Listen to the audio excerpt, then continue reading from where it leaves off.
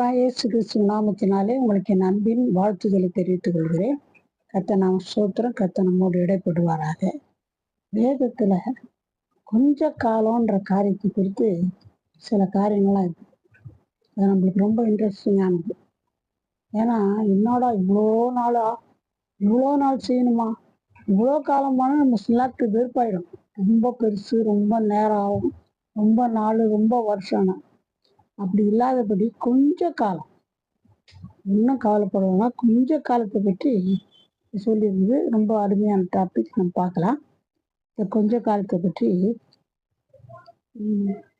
முதலாவது மார்க் 4:17 தங்களுக்குள்ளே வேர்கொள்ளாதபடியினால் கொஞ்ச காலம் மாத்திரம் நிலைத்திருக்கிறார்கள்.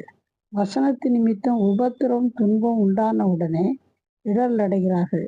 இவர்களே கற்பாறை நிலத்தில் விதைக்கப்பட்டவர்கள். அதாவது ஒரு மனுஷன் விதைக்கிறது குறித்து ஒரு ஓமையா சொல்லுகிறார். அதுல இந்த கற்பாறை மேல விதை வச்சிருக்கான். விதைச்சுன்னு போறான். கொஞ்சம் விதைங்க கற்பாறை மேல விழுந்துச்சு. கற்பாறை மேல கொஞ்சம் மண்ணு தான் இருக்கும். அந்த மண்ணில் விதை விழுந்த உடனே வேகமா முளைக்க ஆரம்பிச்சிடும். உடனே முளைச்சிடும். சீக்கிரத்துல முளைக்கும். சீக்கிரம் முளைச்சி என்ன ஆகும்னா, அந்த வேறு ஆழமா போக முடியாது. ஏன்னா மண்ணு இல்லையே. பாறை மேல கற்பாறை மேல மண்ணு வேகமா போக முடியுது. சீக்கிரம் முளைக்கும், ஆனால் வேகமா பரவாது. அந்த மாதிரி சூழ்நிலை இருக்கும்போது என்ன ஆகும்னா, கொஞ்சம் வெயில் அதிகமா காமிச்சுன்னு வச்சுங்க, உடனே என்ன ஆகணும், மொத்தமே தீஞ்சு போயிடும்.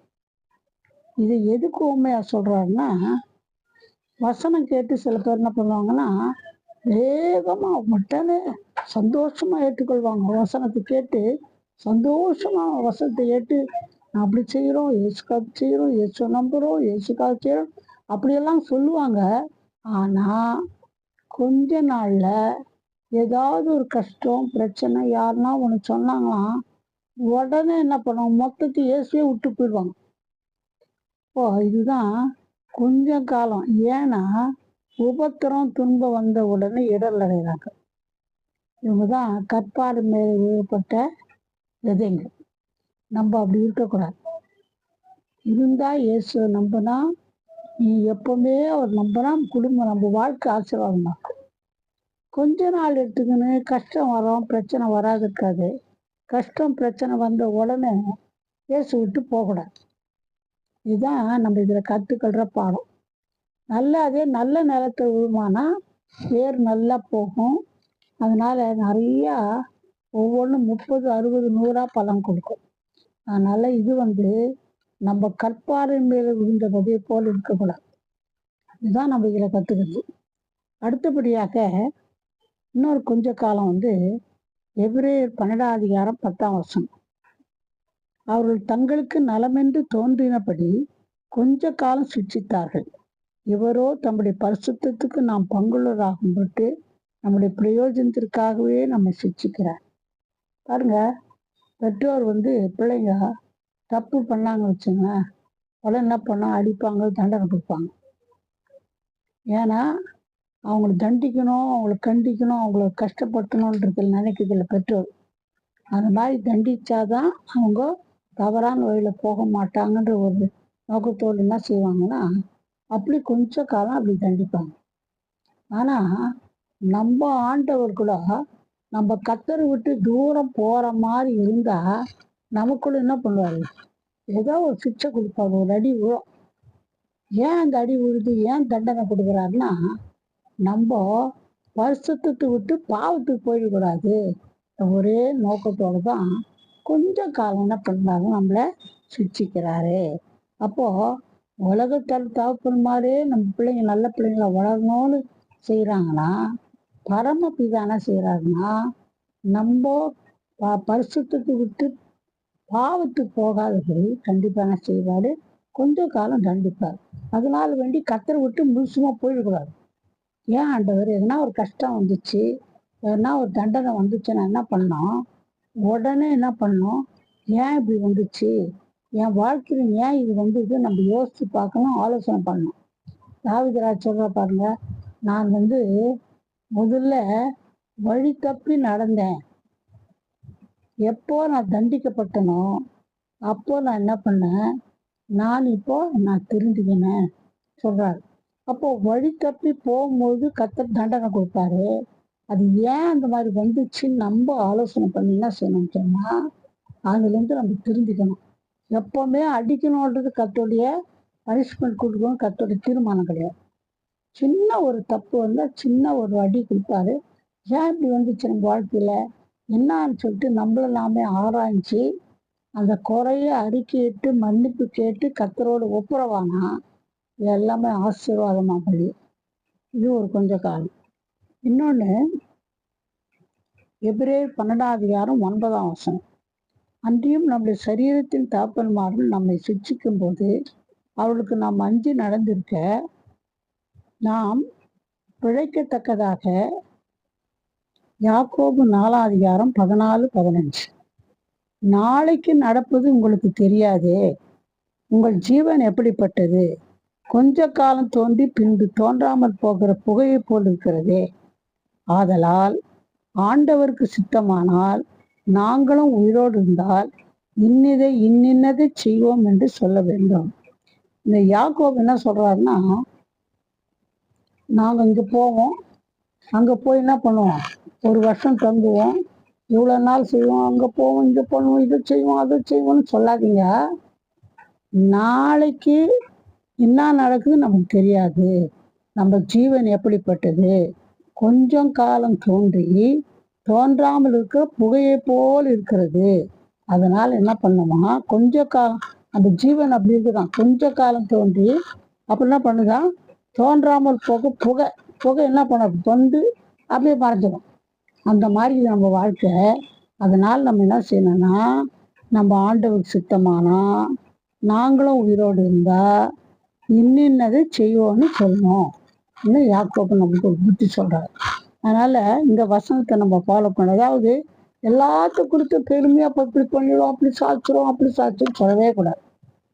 கர்த்தருக்கு சித்தமான செய்வோம், கர்த்தருக்கு சித்தமான நல்லா சொல்லுவாங்க, வருகை தாமதிக்குமானா கர்த்தருக்கு சித்தமானா நாங்கள் வருவோம், நாங்கள் இதை செய்கிறோன்னு இப்படி சொல்றது ரொம்ப நல்லது.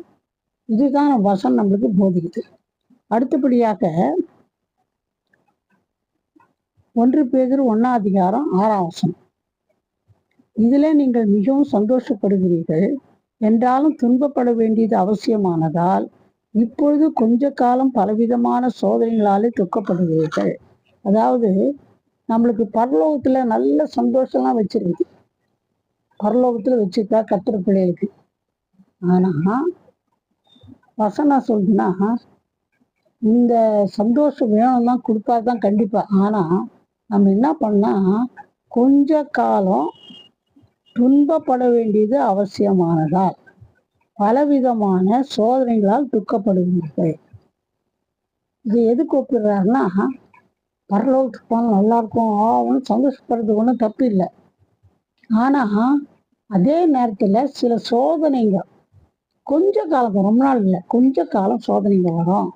இந்த சோதனைகளால நம்ம என்ன பண்றோம், துக்கப்படுறீங்க. இது எதை ஒப்பிடுறாருன்னா, 1 பேதுரு 1:7 அழிந்து போகிற பொன் அக்கினியால சோதிக்கப்படும், அதை பார்க்கலாம் அதிக விலையேற பெற்றதா இருக்கிற உங்கள் விசுவாசம் சோதிக்கப்பட்டு இயேசு கிறிஸ்து வெளிப்படும் போது உங்களுக்கு புகழ்ச்சியும் கனமும் மகிமையும் உண்டாக காணப்படும். பொண்ணு இருக்குது, அந்த பொண்ணை என்ன பண்றாங்கன்னா, நல்ல பொண்ணா சுத்த பொண்ணான்று எப்படி சோதிப்பாங்கன்னா அக்கினியில போடுவாங்க. அக்கில போட்டாக்கா எது வேணாலும் அக்கில போட ரொம்ப கஷ்டமா இருக்கும், ஐயோ எப்படியோ இருக்கும். அதை கம்பேர் பண்ணி சொல்றாரு. நம்மளுக்கு ஏதாவது சோதனை வந்தால் ஐயோ இந்த மாதிரி கஷ்டம் வந்துச்சு, சோதனை வச்சு நினைக்காதீங்க. அந்த சோதனை கொஞ்சம் சகிச்சாக்கா அது கொஞ்ச காலம்தான். அப்புறம் என்ன பண்ணுவாங்கன்னா, புகழ்ச்சி கீர்த்தி பாருங்க, கிறிஸ்து வெளிப்படும் போது இயேசு வரப்போறாரு, அவர் வரும்போது என்ன நடக்குமானா உங்களுக்கு புகழ்ச்சியும் கனமும் மகிமை உண்டாக காணப்படும். புகழ்ச்சி வரும், கனம் வரும், மகிமை வரும். அதனால தான் என்ன பண்றாருன்னா கொஞ்சம் சோதனை கொடுக்குறாரு. கொஞ்ச காலத்தான் சோதனை. இந்த சோதனைலாம் நீடிச்சு எப்பவுமே இருக்காது. இது கர்த்தர் அனுமதிப்பாரு. இன்னும் அனுபவிச்சு அதுக்கப்புறம் என்ன பண்ணுவாரு, இந்த சோதனை நம்ம என்ன ஐயோ இது கஷ்டமாகுதே, இப்படி பாடா இருக்குதே நம்ம ஓடிருக்கூடாது கர்த்தரை விட்டு. கொஞ்ச காலம் தான் சோதனை வரும். இந்த சோதனை நம்ம சகிப்போமானா கர்த்தர் வரும்போது என்னென்ன கிடைக்குமா? புகழ்ச்சி, கனம், மகிமை உண்டாகும். அதனால இந்த சோதனை எல்லாம் கொஞ்ச கால சோதனை தான். அடுத்தபடியா பார்க்கும்போது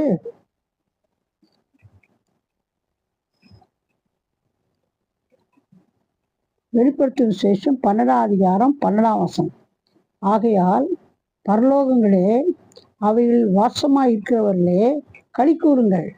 பூமியிலும் சமுத்திரத்திலும் குடியிருக்கிறவர்களே ஐயோ, பிசாசானவன் தனக்கு கொஞ்ச காலம் மாத்திரம் உண்டென்று அறிந்து மிகுந்த கோபம் கொண்டு உங்களிடத்தில் இறங்கினபடியால் உங்களுக்கு ஆபத்து வரும் என்று சொல்ல கேட்டேன். பாருங்க, என்னன்னா பிசாசு என்ன பண்றான்னா இப்போ பயங்கரமா கோபமா இறங்கிட்டு இருக்கிறான். என்னத்துல அப்படி இறங்கி இருக்கிறான்னு சொன்னா, அவனுக்கு தெரியுது இன்னும் கொஞ்ச காலம் தான், இயேசு சீக்கிரம் வரப்போறாருங்க. ஜனங்களுக்கு தெரியல அதை பத்தி. பாருங்க, இந்த இயேசு வரப்போறாருன்னா என்னென்ன நடக்கும்ன்றது பைபிள்ல எழுதி வச்சுக்குது. பஞ்சம் வரும், அப்புறமா பஞ்சம் வரும், யுத்தம் வரும், அந்த மாதிரி பயங்கரமான சம்பவங்கள்லாம் நடைபெறும்னு எழுதிக்குது பைபிள்ல. அதெல்லாம் இப்போ டிவி பார்த்தா அது எல்லாமே நடக்குது. பைபிள் எழுதிக்கிட்ட எல்லாமே நடக்குது. அப்போ என்ன அர்த்தம்னா, இயேசு சீக்கிரம் வரப்போறாரு, இயேசு மறுபடியும் வரப்போறாருன்னு அர்த்தம். இது ஜனங்களுக்கு புரியல. நம்ம புசிக்கிறதும் குளிக்கிறதும் கொண்டாடுறதும் பாவம் செய்து இப்படி ஜீவிக்கிறாங்க. ஆனா இது பிசாசு தெரிஞ்சு என்ன பண்றாங்கன்னா, இயேசு வரும்போது என்ன பண்ணுவான்னா, ரகசியம் வரும்போது பிசாசை கட்டி செங்கல்ல கட்டி கட்டி வச்சிருவார். 1000 வருஷத்தோடு அப்படியே கட்டி வச்சிருவார். அப்புறம் ஒண்ணுமே பண்ண முடியாது, யாரும் ஒண்ணுமே பண்ண முடியாது. அதனால ஐயோ, நம்ம காலம் இப்போ ரொம்ப பிரச்சனை கொடுக்குது. எதுக்குன்னா, எல்லா கர்த்தர் நம்பி இருக்கிறவங்க எல்லாம் விசுவாசத்துக்கு விலக்கி பாவத்துல தள்ளி நரகத்து தள்ளணும்னு பார்த்துருந்தான். ஆனா அந்த கர்த்தர் வந்துட்டாருன்னா, விசுவாச கட்டி வச்சுட்டாங்கன்னா அப்புறம் ஒன்றும் பண்ண முடியாது. அதனால நம்ம டைம் ஆகிப்போச்சு, கர்த்தர் சீக்கிரம் வரப்போறாரு, இயேசு சீக்கிரம் வரப்போறாருன்னு அவன் என்ன பண்ணிக்கிறான்? கோபம் வந்து என்ன பண்ணிக்கிறான்னா, மிகுந்த கோபம் கொண்டு உடத்தில் இறங்கினதுனால் ஆபத்து வரும். எங்கப்பாரு ஆபத்து, ஆக்சிடென்ட் எங்கப்பாரு நடக்குது? காரணம் என்னன்னா, பிசாசு தனக்கு கொஞ்ச காலம்தான் இருக்குதுன்னு சொல்லி இறங்கிட்டுதான். அதனால இதை கேட்குறது நம்ம என்னத்துக்குன்னா எழுதி வச்சுருக்கோம்னா வசனம், நம்ம அதிக ஜாக்கிரதையா இருக்கணும். அதிக ஜாக்கிரதையா இருக்கணும். இயேசு வரப்போறாரு, அதுக்கு ஆயத்தப்படுத்தணும். நம்ம எந்த பாவத்துக்கும் போகாதபடி கர்த்தருக்கு பயந்து ஜீவிக்கணுன்றதுக்காக தான் இந்த வசனம் எழுதி வைக்கிறது.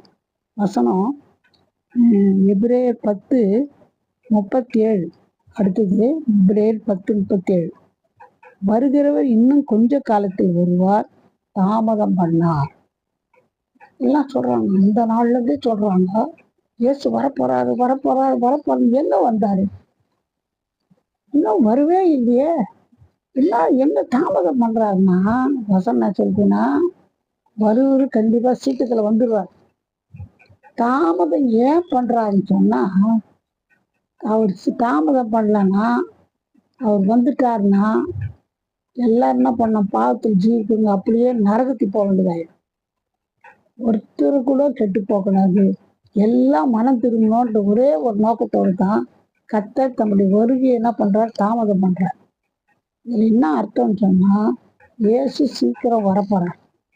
முதல் வருகை வந்தாரு, அது கன்னி மரியாள் வயிற்றுல உற்பத்தி இருந்தாயி தொடர்ந்து 33 வருஷம் வாழ்ந்து சிலுவையில் அறியப்பட்டு மரித்து அடக்கம் பண்ணப்பட்டு 3ஆம் நாள் உயிரெடுத்து பரலோகத்துக்கு போயிட்டார்.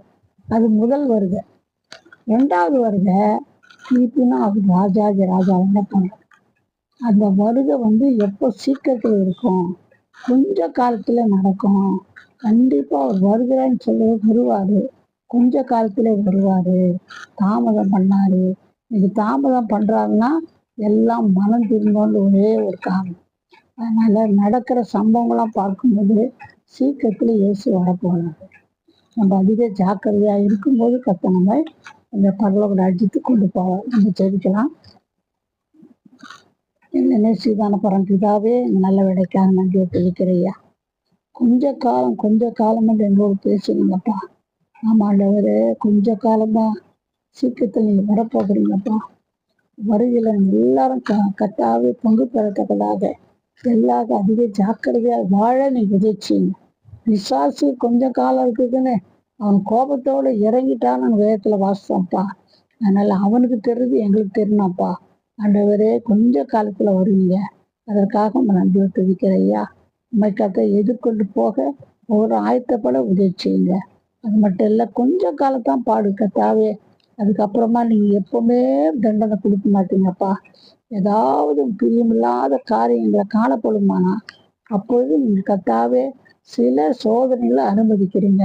அதை சகிக்கும் போது ஆண்டவரே, நீங்க வரும்போது கனம், மகிமை, புகழ்ச்சி எல்லாவற்றையும் கொண்டு வர போகிறீங்க. அதற்காக நன்றி துதிக்கிற ராஜா சோத்திருக்கிறோம். ஆண்டவரே, சோத்திருக்கிறையா, சோத்திருக்கிறையா, சோத்திருக்கிறோம். வேலையில என்ன கஷ்டத்துல பாடு ஆண்டவரே கடந்து கொண்டு போயிருந்தாலும் அதை வச்சு ஒரே என்ன செய்து, எப்படி செய்து, என்ன நடக்கும், எப்படி போவோம் கலங்குறாங்கப்பா ஜனங்க. அவங்களுக்காகத்தான் இந்த வசனங்களை நீங்க சொன்னீங்கப்பா. ஆண்டவரே, கொஞ்ச காலம் பாடு. அதனால ஆண்டவரே, இதை சகித்துக் கொள்ள உதவி செய்யுங்க. ஆண்டவரே, கொஞ்ச காலத்துல நீங்க சீக்கிரத்துல வரப்போறீங்கப்பா. அதுக்கு ஆயத்தப்பட உதவி செய்யுங்கப்பா. இந்த கொஞ்ச கால பாட பார்த்து ஆண்டவரை விட்டு தூரம் ஜனங்க ஓடி விடாதபடி அவரை நெருங்கி வர உங்களை படித்து கொள்ள, உங்களை பார்த்து பிடித்து கொள்ள நீங்க உதவி செய்யுங்க. என்ன தேவையா இருந்தாலும் சந்திக்க நீங்க வல்லவரா இருக்கிறீங்க. அதை காமி சோத்திருக்கிறையா. சீக்கிரத்துல ஒவ்வொருடைய தேவைகளை நீங்க சந்தித்து கஷ்டம் துன்பத்தெல்லாம் மாற்றி ஆண்டவரே நீங்க அற்புதம் செய்யுங்க. சின்ன வியாதியா இருக்கலாம், சின்ன போராட்டமா இருக்கலாம், பிரச்சனையா இருக்கலாம், கடன் தொல்லையா இருக்கலாம், என்ன தொல்லையா இருக்கலாம், கடன் தொல்லையா இருக்கலாம், என்ன தொல்லையா இருந்தாலும் கொஞ்ச காலம் தான்ப்பா. அதில் நீங்க விடுவிக்க வல்லவரா இருக்கிறீங்கப்பா. அதை நோக்கி பார்த்து முகம் பிரகாசம் அடைந்து அதை நோக்கி பார்த்து வெட்கப்பட்டு போவதில்லப்பா. ஆகவே இந்த கொஞ்ச கால கஷ்டங்களுக்காக கவலைப்பட்டு விட்டு தூரம் போகாதபடி ஒவ்வொருவரும் நீங்க ஆசீர்வதித்து நடத்துங்க. அற்புதம் செய்யுங்க, பெரிய காரியம் செய்யுங்க. இயேசுவின் நாமத்தில் ஜெபம் கேளும் பிதா. ஆமென். God bless you.